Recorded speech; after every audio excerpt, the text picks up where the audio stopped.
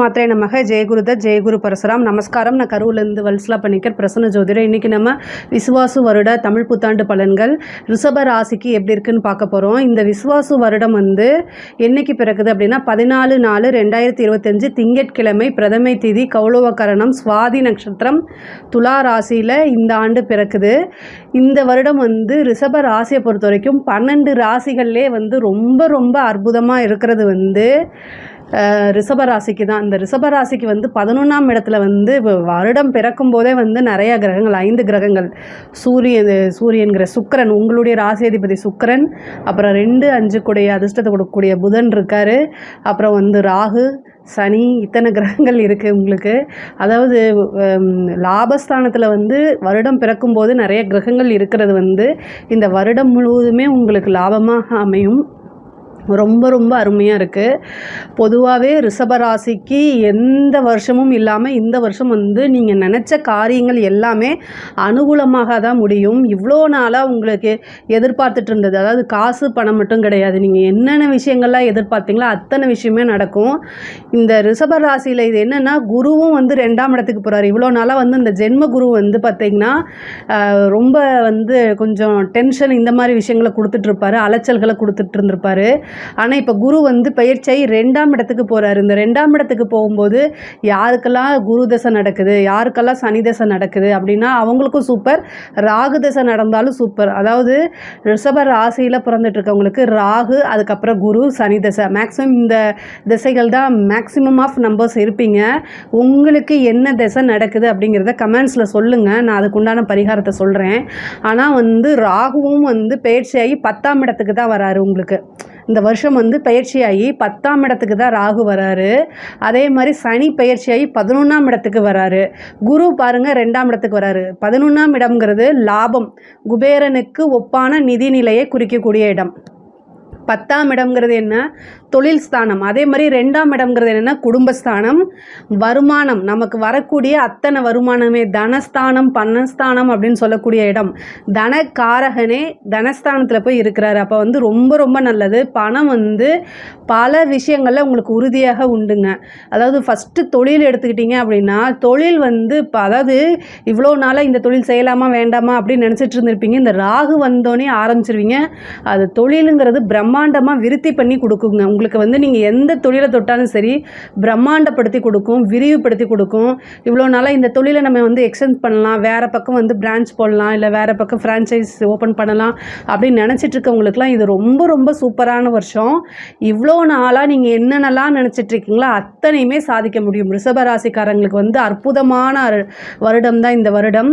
அதாவது 10ஆம் இடத்துல வரக்கூடிய ராகு தொழிலை பல விஷயங்களுக்காக உயர்த்தி கொடுத்துரும். தொழில் மூலிமா நல்ல வருமானம், நல்ல லாபம். ஏன்னா உங்களுக்கு 10க்குடையவர் தான் சனி, தொழில் காரகனும் சனி, 10க்குடையவர் தொழில் ஸ்தானாதிபதியும் சனி. அவர் 11ஆம் இடத்துக்கு வர்றார். அப்போ தொழில் மூலிமா நல்ல லாபம், மிகப்பெரிய நல்ல லாபம், நிரந்தரமான வருமானம். ஏன்னா தொழில் ஸ்தானத்தை உங்களுக்கு குருவும் பார்க்குறாரு, 2ல் இருந்துட்டு 10ஆம் இடத்தை பார்க்குறாரு. அப்போது தொழில் மூலிமா நல்ல லாபம், நல்ல வருமானம். அதாவது உங்கள் லைஃபே செட்டில்மெண்ட் பண்ணி கொடுக்குற அளவுக்கு இந்த ஒரு வருடத்தில் நீங்கள் முயற்சியை மட்டும் போட்டிங்க அப்படின்னா லைஃப்பை நீங்கள் செட்டிலே ஆயிடலாம். அந்த அளவுக்கு பணம் பல வகையில் உங்களுக்கு வந்துடும். வருமானம் அப்படிங்கிறது மிகப்பெரிய லெவலில் உயர்வான நிலைக்கு வந்துடும்.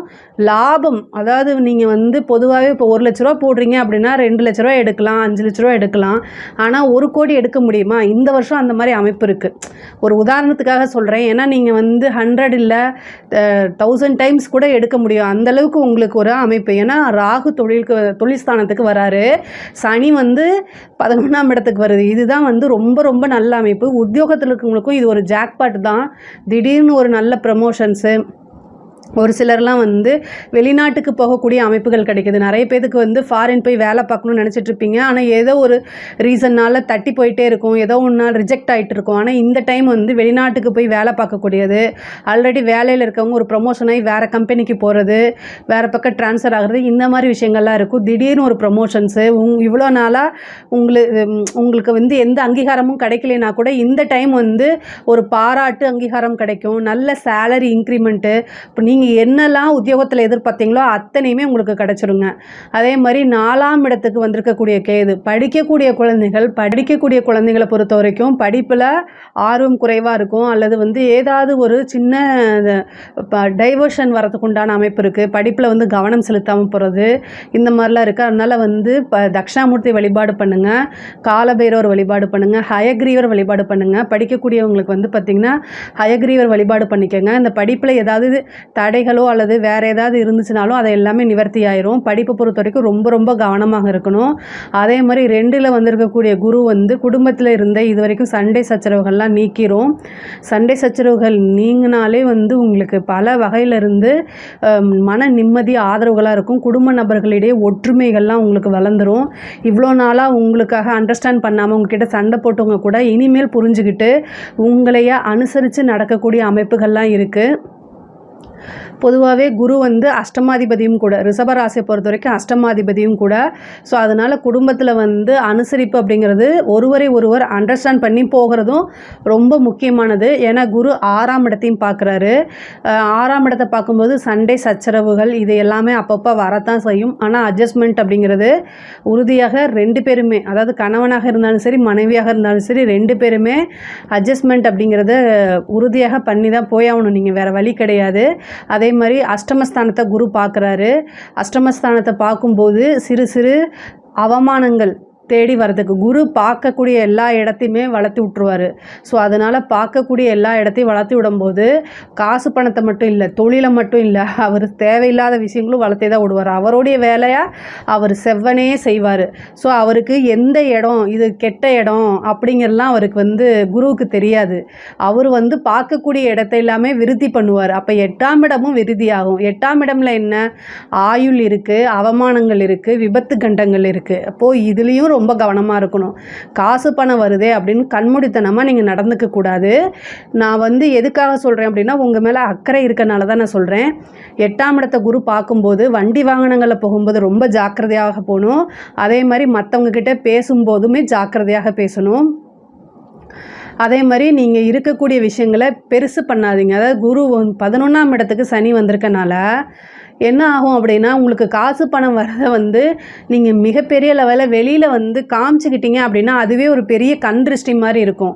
ஸோ அதனால் நீங்கள் காசு பணம் வரும்போது ஒரு அசட்டாக ஒரு இடம் வாங்குறது, ஒரு நிலத்தில் போடுறது, வீடு வாங்குறது, வாகனங்கள் வாங்குறது, இந்த மாதிரி விஷயங்களை கன்வெர்ட் பண்ணுங்கள். ஒரு கோல்டு சேர்த்து வைக்கிறது, இந்த மாதிரி விஷயங்களை கன்வெர்ட் பண்ணுங்கள். ஆனால் அதை வெளியில் வந்து பிரபலியப்படுத்தி சொல்லிக்காதீங்க, பெருமைப்படுத்தி சொல்லிக்காதுங்க. இந்த ரிஷபராசிக்கு வந்து பெருமை பேசக்கூடாது. இந்த 1.5 வருஷத்துக்கு வந்து பார்த்திங்கன்னா பெருமை பேசாமல் இருந்தீங்கன்னா காசு நிறைய சேரும்.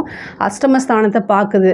அதே மாதிரி வண்டி வாகனங்களில் 4ஆம் இடத்துல கேது வந்திருக்கு. 8ஆம் இடத்தை பார்க்குறாரு, குரு பார்க்குறாரு, சனியும் பார்க்குறாரு. குருவும் பார்க்குது, சனியும் பார்க்குது. வண்டி வாகனங்களில் போகும்போது ரொம்ப ஜாக்கிரதையாக இருக்கணும். அதே மாதிரி ஹெல்த்து சம்மந்தப்பட்ட விஷயங்கள ரொம்ப கவனமாக இருக்கணும். இல்லை அப்படின்னா பெரிய லெவலில் பிரச்சனை வரும். சர்ஜரி நிறைய பேத்துக்கு வந்து சர்ஜரி செய்யக்கூடிய அமைப்புகள் இருக்குது. 8ஆம் இடத்துல இருக்கக்கூடிய அமைப்பு வந்து என்னென்னா வலுப்பெற்றிருக்கு. உங்களுக்கு 8ஆம் இடம்ங்கிறது வந்து ஒரு அதிர்ஷ்டமும் அதுதான். லாட்ரி, புதையல், எதிர்பார்க்காத ஒரு உழைப்பே போடாமல் நமக்கு வரக்கூடிய பணம் தான் வந்து 8ஆம் இடம். ஸோ அதனால் இன்சூரன்ஸ் கிளைம் ஆகிறது, அல்லது வந்து நம்ம லாட்ரி, புதையல் மீன்ஸ் மண்ணுக்கடியில் தோன்றது கிடையாது, உழைப்பில்லாதது. அதே மாதிரி பினாமி சொத்துக்கள், இந்த மாதிரி விஷயங்களும் உங்களுக்கு கிடைக்கும். ஆனால் மெயினாக என்னென்னா வண்டி வாகனங்களில் போகும்போது ஜாக்கிரதையாக போங்க. உங்கள் ஹெல்த் சம்மந்தப்பட்ட விஷயங்களை இம்மீடியட்டாக டாக்டரை பார்த்துருங்க. 8ஆம் இடம்ங்கிறது வந்து சர்ஜரி அமைப்பை காமிக்குது. ஆயுள் தோஷத்தை போக்கணும் அப்படின்னா மிருத்யுஞ்ச ஹோமம் பண்ணிக்கோங்க. ஏன்னா குரு பார்க்குறதுனால ஹோமம் பண்ணால் ரொம்ப நல்லது. அப்படி இல்லை அப்படின்னா மந்திரம் இருக்குது, அந்த மந்திரத்தை நான் உங்களுக்கு கொடுக்குறேன். அந்த மந்திரத்தை படிச்சிங்கனாலே போதுமானது. முக்கியமாக வந்து ஒரு சின்னது அம்மாவுக்கு, தாயாருக்கு வந்து பார்த்திங்கன்னா உடல்நிலை பாதிப்புகள் இருக்குது. அதனால் ஏன்னா கேது வந்து 4ஆம் இடத்துக்கு வந்திருக்கனால கேது வந்து எந்த இடத்துக்கு வருதோ அந்த இடத்துல வந்து அந்த உறவுகள் கிட்ட வந்து ஏதாவது ஒரு மைனஸ் வந்துடும். அப்போ தாயார்கிட்ட வந்து தாயார் ஸ்தானத்துக்கு வருது. அப்போ வந்து ரொம்ப ரொம்ப கவனமாக இருக்கணும். தாயாருடைய உடல்நிலை பாதிப்புகளோ அல்லது ஏதாவது ஒரு சிறு கண்டங்களோ இருக்கிறதுக்கு வாய்ப்புகள் இருக்குது. அதே மாதிரி வந்து பூர்வீக சொத்துக்களில் இருந்த வில்லங்கங்கள், உயில் சொத்துல ஜாதகத்தில் இருந்த வில்லங்கங்கள்லாம் நீங்கும். கோர்ட்டு கேஸு பிரச்சனைகள்லாம் அப்படியே சாதாரணமாக வந்து கடந்து போயிடக்கூடிய அமைப்புகள் தான் உங்களுக்கு இருக்குது. 6ஆம் இடத்தை குரு பார்க்குறனால உங்களுக்கு ஃபேவராக தான் வரும். பொதுவாகவே ரிஷபராசி மிருகசீரிஷ நட்சத்திரத்தில் ஒரு கேஸ் போட்டாங்கன்னா டக்குன்னு ஜெயிக்க முடியாது, ரொம்ப இழுத்துக்கிட்டே இருக்கும். ஆனால் இப்போ இந்த 6ஆம் இடத்தை குரு பார்க்குற டைம் சூப்பராக இருக்குது. சூப்பராக இருக்குன்னா என்னென்னா, நீங்கள் ஜெயிக்கிறதுக்கு உண்டான வாய்ப்பு. இல்லை நீங்கள் சமரசம் பேசியும் அதை ஈஸியாக க்ளோஸ் பண்ணிக்கலாம். நீங்கள் ஒரு 4-5 வருஷம் போகுது அப்படின்னா இந்த டைமில் வந்து சமரசம் பேசி அதை வந்து உங்களுக்கு ஃபேவராக மாற்றிக்கிறதுக்கு உண்டான ட்ரை பண்ணுங்கள். எது புத்திசாலித்தனமோ அதை நீங்கள் செய்யுங்க. இயற்கையாகவே வந்து காசு பணம் ஒரு பிஸ்னஸை வளர்க்குறது இந்த மாதிரி விஷயங்களில் வந்து ரிஷபராசிக்காரங்க ரொம்ப புத்திசாலித்தனமானவங்க. அதனால் உங்களுக்கு ரொம்ப ரொம்ப நல்ல அமைப்பு, ரொம்ப ஃபேவராக இருக்குது. இந்த விஷயங்களை வந்து ஃபாலோ பண்ணி கற்றுக்கங்க. அதே மாதிரி பெண்களை பொறுத்த வரைக்கும் ரொம்ப சூப்பருங்க. நீங்கள் என்னெல்லாம் செய்யணும்னு நினைக்கிறீங்களோ அத்தனை விஷயமுமே செய்யலாம். ஆடை ஆபரண சேர்க்கை உண்டு. புதுசாக ஒரு ஆன்லைன் பிஸ்னஸ் செய்யலாம். நிறைய விஷயங்கள் உங்களுக்கு எல்லாமே சக்ஸஸ், எடுத்த காரியங்கள் எல்லாமே சக்ஸஸை கொடுக்கக்கூடிய அமைப்புகள் தான் இருக்குது. மிகப்பெரிய லெவலில் யோகம் இருக்குது. குலதெய்வ வழிபாடு பண்ணுங்கள். நீங்கள் வந்து தெய்வ வழிபாடு, தெய்வ அனுகிரகத்தை தேடினீங்க அப்படின்னா இன்னும் ரொம்ப நல்லாயிருக்கும். பெண்களை பொறுத்த வரைக்கும் குரு மாங்கல்ய ஸ்தானத்தை பார்க்குறாரு. கணவருடைய தேக ஆரோக்கியத்தில் ரொம்ப கவனமாக இருக்கணும். இதுவரைக்கும் இருந்த துன்பங்கள் துயரங்கள் எல்லாமே நீங்கிரும். உங்களுக்கு எடுத்த காரியங்கள் எல்லாமே சக்ஸஸ் ஆகிறதுக்கு உண்டான அமைப்பு இருக்குது. திருமணத்தை பொறுத்த வரைக்கும் இவ்வளோ நாளாக சனியோடைய பார்வை இருந்துச்சு திருமண ஸ்தானத்துக்கு, கலத்திர ஸ்தானத்துக்கு சனியோடைய பார்வை இப்போ நீங்கிருச்சு. எந்த தடை தாமதமும் இல்லை. குருவும் வந்து குடும்பஸ்தானத்தில் இருக்கனால நல்ல திருமணம் பிராப்தம், திருமண யோகம் இது எல்லாமே பரிபூரணமாக இருக்குது. இந்த வருடத்தில் திருமணம் ஆகிறதுக்கு உண்டான அமைப்புகள் இருக்குது. ஒரு சிலர்லாம் வந்து ரிஜிஸ்டர் மேரேஜ் பண்ணுறதுக்குண்டான அமைப்புகள் இருக்குது. திடீர் திருமணம், ரிஜிஸ்டர் மேரேஜ் இந்த மாதிரி அமைப்புகள் இருக்குது. காதல் சம்மந்தப்பட்ட விஷயங்களை ரொம்ப கவனமாக கையாளணும். இந்த சனியும் புதனும் வந்து வருட ஆரம்பத்தில் 15 நாளைக்கு சேர்றதுனால கம்யூனிகேஷன் சார்ந்த விஷயங்கள், அதே மாதிரி ஒருத்தரை நம்பி வெளியூர் போகிறது இந்த மாதிரி விஷயங்களை அவாய்ட் பண்ணுங்கள். அதே மாதிரி செல்ஃபோன் விஷயங்கள், இந்த லிங்க்கை கிளிக் பண்ணுறது இந்த மாதிரி விஷயங்களில் போய் மாட்டிக்காதீங்க. ரொம்ப ரொம்ப கவனமாக இருங்க. சோஷியல் மீடியாவில் இருக்கக்கூடிய நபர்களும் ரொம்ப கவனமாக இருங்க. அதே மாதிரி கலைத்துறை சம்மந்தப்பட்டவங்களுக்குலாம் ரொம்ப ரொம்ப சூப்பராக இருக்குது. மிகப்பெரிய லெவலில் அதிர்ஷ்டம் காத்துட்ருக்கு. ஒரு சின்ன வாய்ப்பாக இருந்தாலும் அது பெரிய லெவலில் நீங்கள் உங்களுக்கு, ஏன்னா 11ஆம் இடத்துல வந்து நல்ல கிரகங்கள் இருக்குது. ராகுவும் 10ல் இருக்குது. மீடியா ஃபீல்டில் இருக்கவங்களுக்குலாம் இது ரொம்ப சூப்பராக இருக்குது. நீங்கள் யாருன்னே இவ்வளோ நாளாக தெரியலனா கூட எல்லாருமே பட்டி தொட்டி முழுக்க வந்து உங்களுடைய பேர் எல்லாமே, பேரு புகழ் எல்லாமே பரவிடும். 10ல் எப்போ ராகு வருதோ அப்போ மீடியா ஃபீல்டில் இருக்கவங்க, ஐடி ஃபீல்டில் இருக்கவங்களுக்கு மிகப்பெரிய வளர்ச்சி கிடச்சிரும். இந்த வருஷத்தை கரெக்டாக யூஸ் பண்ணிக்கோங்க. அதே மாதிரி அரசாங்கத்துறையில் இருக்கவங்களுக்குலாம் வந்து ஒரு நல்ல ப்ரமோஷன் கிடைக்கும். நிறைய பேர் வந்து கவர்மெண்ட் எக்ஸாமுக்காக எழுதியிருப்பீங்க இல்லையா, அவங்களுக்கெல்லாம் வந்து ஒரு நல்ல பதவி கிடைக்கிறதுக்கு உண்டானது. பதவி ஸ்தானத்தில் வந்து கேது இருக்கனால பதவி தானாக தேடி வரதுக்கு உண்டான அமைப்புகள் இருக்குது. அதே மாதிரி அரசியல் துறை சம்மந்தப்பட்டவங்க ரொம்ப ஜாக்கிரதையாக இருக்கணும். நீங்கள் என்ன, உங்களுக்கு வந்து 4ஆம் இடத்துல கேது இருக்கனால நீங்கள் அரசியல் துறை சம்மந்தப்பட்டவங்களாக இருந்தால் சொல்லுங்கள். அந்த கேதுக்கு உண்டான பரிகாரத்தை நான் சொல்கிறேன். பட் ஆனால் 4ஆம் இடத்துல கேது வந்திருக்கும் போது என்னென்னா, அந்த பதவியை வந்து உங்கள்கிட்ட இருந்து பிடுங்கிறதுக்கு நிறைய பேர் உங்களைய கீழே இறக்கிட்டு அந்த இடத்துக்கு, அந்த பிளேஸ்க்கு வேறு ஒருத்தங்க வரத்துக்கு தயாராக இருப்பாங்க. ரொம்ப ஜாக்கிரதையாகுங்க. இல்லை அப்படின்னா கைமீறி பதவி போயிடும். காசு பணம் இருந்தாலுமே பதவியை வந்து ஒரு சில டைமில் வந்து காசு கொடுத்து வாங்க முடியாது. அதனால் அதை பார்த்துக்கோங்க. மக்கள் சப்போர்ட் உங்களுக்கு தேவை. பதவியை கெட்டியமாக பிடிச்சிக்குங்க. இல்லை அதுனா கைவிட்டு போகிறதுக்கு உண்டான அமைப்புகள் இருக்குது. பொதுவாகவே ராகுவும் சனியும் வந்து உங்களுக்கு ரொம்ப நல்ல இதில் இருக்குது. அதுவும் குரு வந்து தனஸ்தானத்தில் இருக்கனால மிகப்பெரிய லெவலில் யோகம் இருக்குது. அதே மாதிரி புத்திர பாக்கியத்துக்கு 5ஆம் இடத்துக்கு வந்து பார்த்திங்கன்னா சனியுடைய பார்வை தான் இருக்குது. 5ஆம் இடத்துக்கு சனியுடைய பார்வை இருக்குது. சந்தான பிராப்தம் வந்து தாமதமாகிறதுக்கு வாய்ப்புகள் இருக்குது சனியோடு இருக்கனால. ஆனால் இதுக்கு பரிகாரமாக நீங்கள் வந்து குலதெய்வ வழிபாடு பண்ணுங்கள். இந்த குலதெய்வ வழிபாடு பண்ணும்போது குலதெய்வத்துடைய அனுகிரகமும் ஆசையும் இருந்தால் கண்டிப்பாக சந்தான பிராப்தம் ஒரு சிலருக்கு கிடைக்கிறதுக்கு வாய்ப்புகள் இருக்குது. பொதுவாகவே ரிஷப ராசிக்கு இந்த விஸ்வாசம் வருடத்தில் வந்து ரொம்ப ரொம்ப அற்புதமான பலன்கள் தான். அதுவும் வந்து குரு தசை, சனி தசை, ராகு தசை நடக்கிறவங்களுக்குலாம் மிகப்பெரிய லெவலில் ஏற்றங்கள் தான். வளர்ச்சி, வெற்றி இது எல்லாமே உறுதியாக கிடைக்கும். இதில் ஏதாவது சந்தேகங்கள் இருக்குது அப்படின்னா கமெண்ட்ஸில் சொல்லுங்கள். நான் கண்டிப்பாக ஆன்சர் பண்ணுறேன். நம்மளுடைய சேனலை லைக் பண்ணுங்கள், ஷேர் பண்ணுங்கள், சப்ஸ்கிரைப் பண்ணுங்கள். நன்றி, வணக்கம். கடவுள் அருள் டிவியை பார்த்தமைக்கு நன்றிகள். மேலும் இது போன்ற தகவல்களை தெரிந்து கொள்ள கடவுள் அருள் டிவியை சப்ஸ்கிரைப் செய்யுங்கள். மறக்காமல் பெல் ஐக்கானை கிளிக் செய்யுங்கள்.